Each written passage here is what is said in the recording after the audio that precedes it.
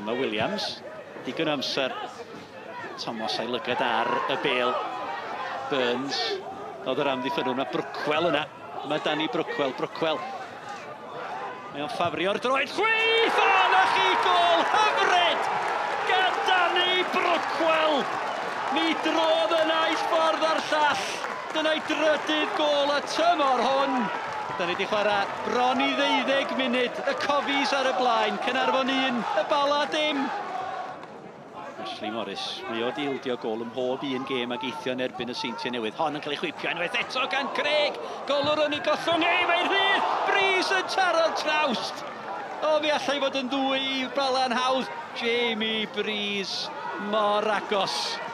At ymestyn mantais y tîm cartra. Breeze. Joe Williams. No, Edwards y dal i fynd, Edwards yn cael ei dynnu lawr. A mi oedd y dyfarnwr yn y fan ar lle, mi edrychodd Mr Owen yn hir iawn ar y digwyddiad yna. Oedd hwnna'n geico'r smotyn, gafodd no Edwards i lorio. Craig, chwipio hi at y postau pella. O, mi darodd i'r trawst. Nathan Craig, syth yn erbyn y trawst, a mi oedd Morris wedi giro fan hyn. Smith ar cliriad, Crowther yn edrych yn Jamie Breeze, Miley ar peniad. Dyma Noah Edwards yn ôl at Breeze, doedd Breeze ddim yn cam sefyll!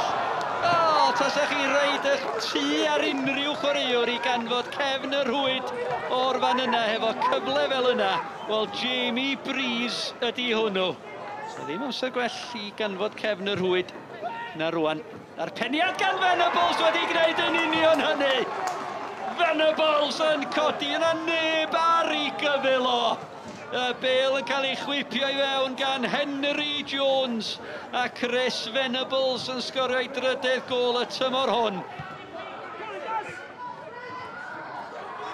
Dyma Sean Smith. Cliriad allan gan Joe Williams. Disgyn i Danny Brookwell rwan ta. Mae yna gyfle fan hyn, mae Noah Edwards ar wyb, mae Breeze efo fo, mae Thomas yna. Brookwell yn dal i fynd. Brookwell! O, na chi gol campus unwaith eto. Gan Danny Brookwell, chwaraewr sydd ar dan go iawn i Caernarfon i bedwerydd gol y tymor hwn. Mi oedd o'n rhy gyflym i Burke, mi oedd o'n rhy gyflym i Burns. A heibio i Ashley Morris. Gwych gan Danny Brookwell. Cyflymder a chywirdeb. Henry Jones o safle gyfarwydd i'n isel tro hwn. Craig o Danny hi. O bel yn rhydd. Thames. Doedd o ddim yn cam sefyll. Smonach amddiffynol gan Caernarfon y tro hwn. Dyma Stephen Thames. Mae gyfnod hes bo wedi dod i ben. A mae'n gyfartal, unwaith eto, 2-1. 20 munud o'r gêm yn weddill. Hayes, fyna gael yn i Henry Jones! O, mi oedd o'n cam sefyll. Jones yn cam sefyll. Y dyfarnwr cynorthwyol ar yr ochr bella. Wel, y cyffyrddiad gan Hayes. Mae hwnna'n ddadleuol iawn. Sean Smith, heibio i mar. Venables. Joe Williams, Venables yn grim, a Williams ar lawr. Venables, chwarae'r bel yn sgwaro, na chi arbediad o'r ergyd. Mae yna gyfle yn ar y llinell, ac unwaith eto mae yna i'r Bala. Hayes yn methu manteisio, dihangfa. Go iawn i Caernarfon. Sud ar wyneb y ddeiar, nath y Bala fethu sgorio yn y fan yna. Ac am ddiffyn Caernarfon yn arwrol. Sean, fair result? I think so over the balance of the 90 minutes. It was a tough game this evening. It's always going to be tough against Bala. I think we've been brilliant in patches. I think we were very much so on the front foot. I think first 20-25 minutes.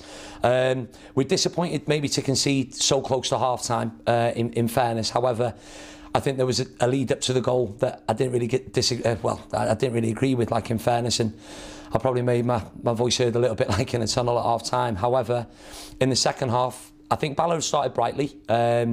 We've maybe scored a goal against the run of play, and you know, a fantastic goal from Danny Brookwell.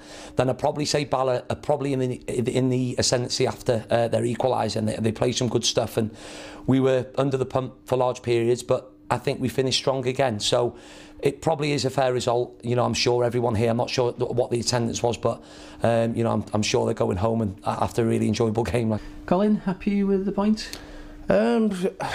After watching the game, maybe, yeah, but you know, we should have been out of the game in the first half. We were awful. Our approach to the game was poor. We had no life about us. We didn't get ourselves going. And then we got out of jail with a quality free kick and a good header. And then, you know, they should have punished us, but they didn't have the quality to do that. And then, you know, a poor goal straight after half-time where the defenders just let him run and run and run, and then the shot, and then we come back again. So, but I think then, as the game went on, I thought we were going to go and win it. You know, they blocked about 3 or 4 shots late on, but on a whole, I'd say maybe a draw is a fair result. The offside goal, anything against that one?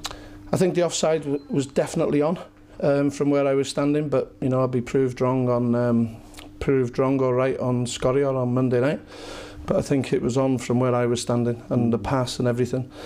But like I say, you know, we could have won it, but on the first half we could have been dead and buried. But the lads showed great endeavour to come back twice, and you know, it's a point. It was a good atmosphere. The crowd were fantastic, and it was good. Dwi'n cofio chances I gyd, so oedd hi'n gêm mor hectic fel fe gymaint y goleon, ond i gael pwynt yn erbyn Bala, tîm sydd wedi bod I fyny yna dros y blynyddoedd a chwarae yn Ewrop, felly dwi'n meddwl mae o'n pwynt teg, dwi'n meddwl. You know, if you said at this stage in the season, considering we played Cardiff Met away, Caernarfon away, TNS at home, where you know, the neutral probably would have said we should have got something, and we're still in the top 6. Yeah, you know, it's a fantastic achievement. However, we're 9 games down. It doesn't really mean anything, unfortunately. We can go into the weekend, you know, proud of our achievements up to now, but there's a lot of hard work ahead. You know, we have 3 Friday fixtures now, 1 away and 2 at home. Certainly the home fixtures against Newtown and Caernarfon, we've got to make sure that we're looking after our home form. That was what we targeted at the start of the year, and do what we can at Aberystwyth. You know, when you're competing like that against Bala, you need to be, you know, growing in confidence. So we'll wait and see. We'll wait and see what next week brings. But yeah, you know, to be in the top 6 at this stage of the season is very pleasing. You're on the tails of the teams at the top at the moment. Are you happy where you're at the moment? Yeah, it's difficult to get much better than where we are. You know, we train 1 night a week. Caernarfon are full-time, TNS are full-time, and Barry are doing really well. So I'm not sure where we should be really with an hour and a half a week training. So, you know, do we overachieve or underachieve? But you can be the judge of that.